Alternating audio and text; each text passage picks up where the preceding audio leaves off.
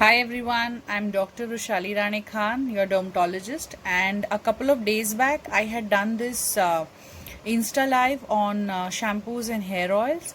Unfortunately, I could not save it, so I am kind of repeating this video now. Where I'm going to be discussing majorly about shampoos and not so much about hair oils. Okay. Now, what is a shampoo? A shampoo is basically a liquid formulation. It could be a solid one also, which is meant to cleanse your scalp, get rid of all its residue, also meant to cleanse your hair without making it lose its shine or glow. Okay, now that's the ideal shampoo. That's what an ideal shampoo would do.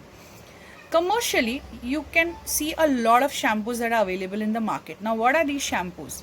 So there's first the normal hair shampoo, the dry hair shampoo, the oily hair shampoo, the baby shampoos, the everyday shampoos. Then comes the clarifying shampoos, which are, really cleaning your hair from whatever dirt or grime that is there. Then there is the deep cleansing shampoos or the professional shampoos that are available at salons and spas. Then there's the chelating shampoos, which means that in addition to removing your excessive oil from the scalp, it's also going to remove any excessive minerals or chlorines. People who are swimmers would choose these kind of shampoos.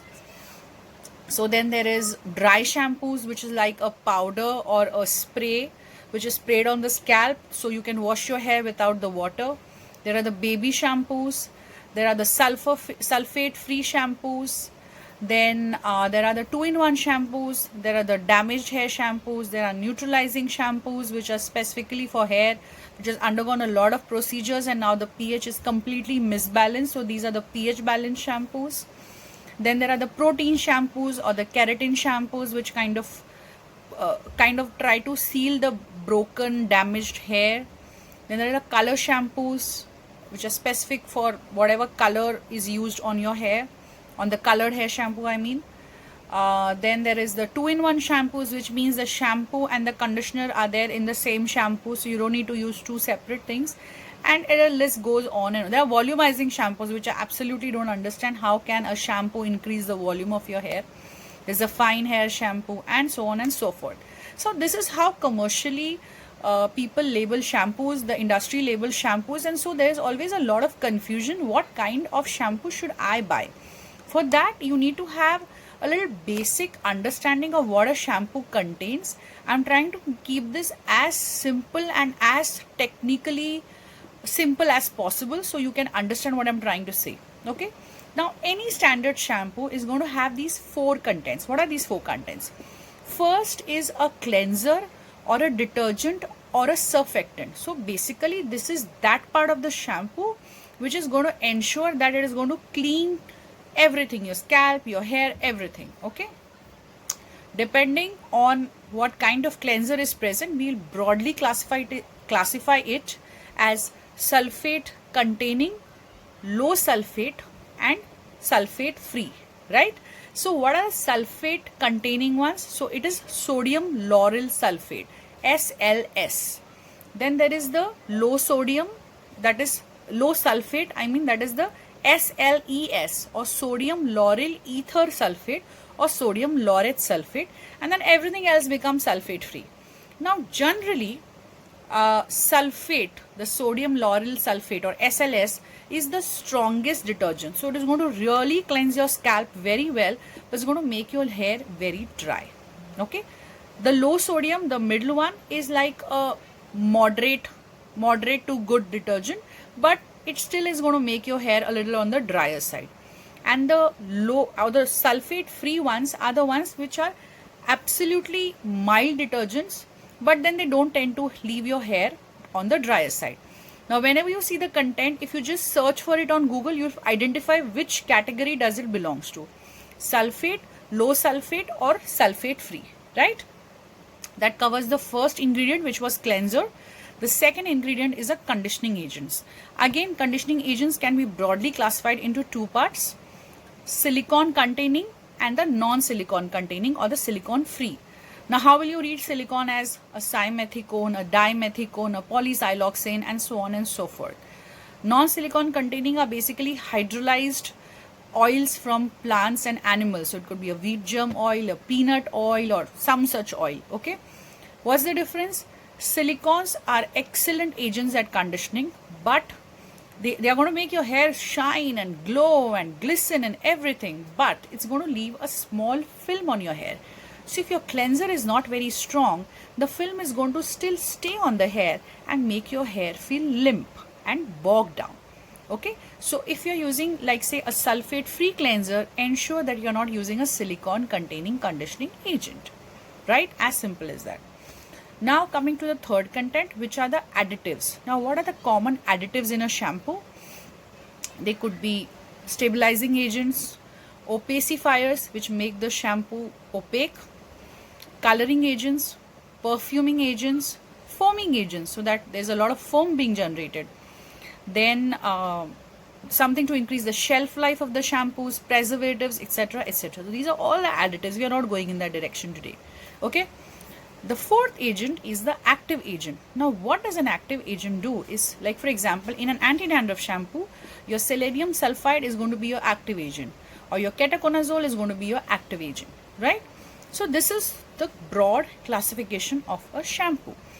Now, how do I read my shampoo? Firstly, do not believe the fancy label that is written on the shampoo. I'm not telling you do not believe. I would rather say do not blindly believe what is written on the front of your shampoo. Sometimes they read, the names are so long, you get so intimidated by those names that, you know, should I buy this shampoo? Oh, it's written something really awesome, maybe I should buy it now, you know. So read the contents of the shampoo. When you turn your bottle, you see a lot of contents. Now there's a rule that you have to write the contents in the descending order of concentration, which means the first content is the one which is maximum in quantity. So if you see a shampoo or even a face wash for that matter, you will see the first content written as aqua or water. Okay, so it will be aqua, then the detergents, and then whatever the conditioning agents. And I'd say in 8 to 10 content, it actually covers what is really there in your shampoo. Now, why I'm telling you this is because I recently saw this huge bottle which mentioned it's an argan oil enriched shampoo, and argan oil is the flavor of the season for a couple of years now. When I start checking the contents, argan oil featured 23rd on their list. I'm like, if argan oil is featuring 23rd on the list, how is it really going to contribute to the shampoo? And the presence of argan oil has made the price of the shampoo double. This is why it's important to understand, it's important to be able to read what is there in your shampoo. Now, I have a couple of shampoos here with me. I'm not going to read out the names, but I'm going to read out the contents for you to understand how to read a shampoo. Now, we'll start with this one.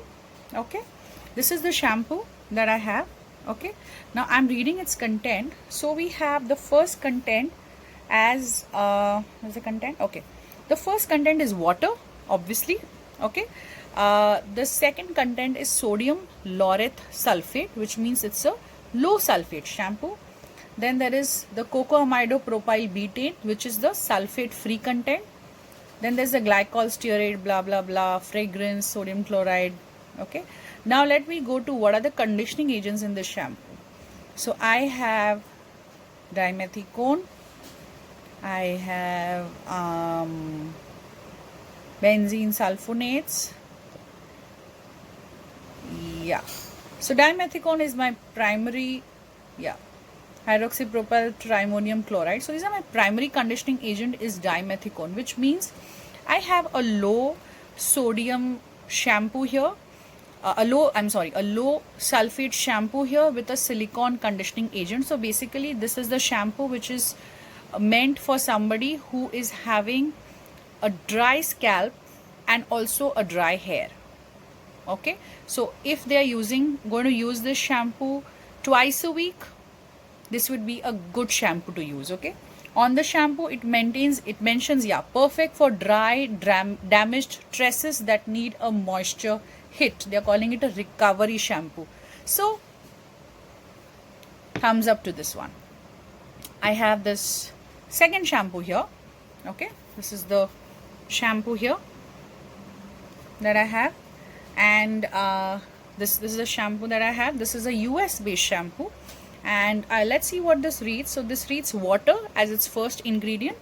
Okay, then we have sodium laureth sulfate, again low sodium low sulfate shampoo.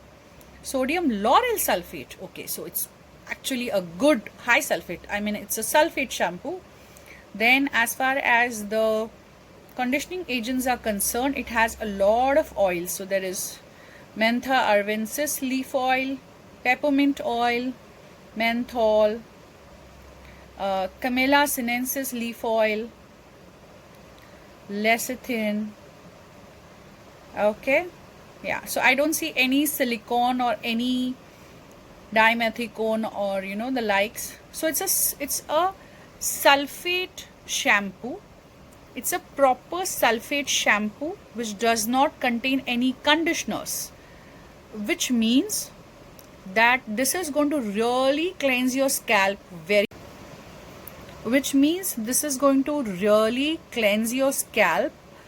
without giving you a very strong conditioning agent. So ideally this is meant for somebody who's got oily hair but the hair is very fine, and if you coat it with a conditioner, the hair is going to fall, clump together and feel limp. So this would be something for fine hairs. This would be a good shampoo for fine hairs. Now we are going to turn the bottle and see. So it's got a big name, okay, over here, which means it's a cleanser which is meant for noticeably thin, chemically treated fine hair shampoo. So perfect. Thumbs up to this shampoo. Okay. Now we go to the third shampoo. Now third shampoo is your regular Head and Shoulders shampoo. I'm not going to hide its name now. This is the shampoo. Okay. So now let's see its contents. So it contains sodium lauryl sulfate, laureth sulfate, so strong sulfate containing agents. Then there are conditioning agents are dimethicone is the conditioning agent. So, and of course it has an active agent in the form of zinc carbonate, zinc pyrithione. Yeah, those are your active agents. So now here I have a shampoo which has a strong sulfate cleansers and strong silicone conditioners, which means this is used for somebody who's got an oily scalp and who's got a reasonably okay amount of hair. So basically the focus is you use this once a week for your oily scalp, get rid of all the residues, and you have a strong conditioner in the form of dimethicone. You can even use it twice a week. So somebody who doesn't have fine hair but nice thick hair, men's hair typically, very good shampoo for that. Okay. Now let's go to our next shampoo. Okay, before I read out the contents, I'm going to tell you the name of the shampoo. Okay, this is a dry scalp shampoo which is meant that it's used for sensitive scalp conditions, and this contains natural colloidal oatmeal as well. Okay, now let's go read out the contents of that shampoo. The first content of that shampoo is sodium lauryl sulfate. Okay, this is where it fails. You call it a dry scalp shampoo, which means that you have to have at least a low sulfate content, but instead what you have is a nice strong sulfate content. So this is where it fails in the first place. It mentions conditioning agent as cetrimonium chloride. Okay, that's a silicone still.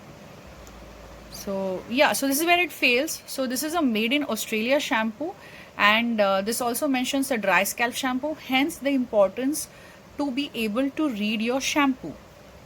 Now how do we choose what kind of shampoo we are going to use? So now first divide your routine as whether you're going to use the shampoo daily, alternate day, twice a week, thrice a week, once a week, like that. Okay, then how's your scalp? Is it dry, oily, or normal?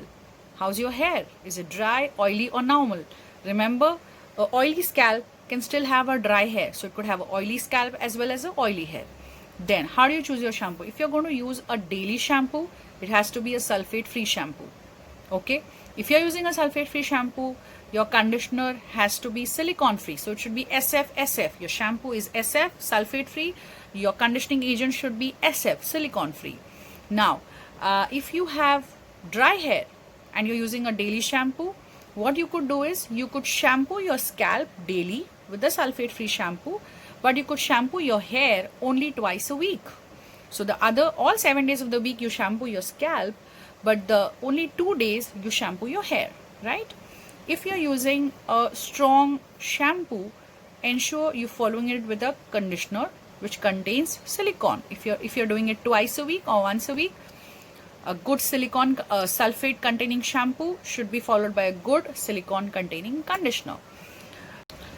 So one more thing I wanted to mention is, it just struck my mind, is whenever you're buying a shampoo, stay away from these names which call itself as volumizing shampoos.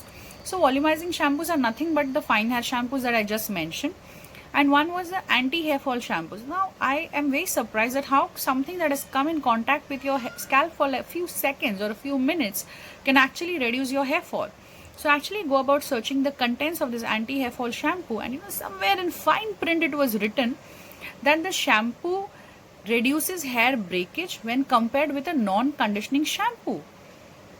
How silly is that? It's just saying that I'm a good boy, not because I have some good virtues, but because I'm not being a bad boy. You know what I mean? So be very smart when you're reading the contents of the shampoo. Do not become too intimidated looking at how fancy the bottle appears. Be literate about its content and spend your money wisely. Take good care of your scalp health and your hair health. So that's it from my side. Thank you.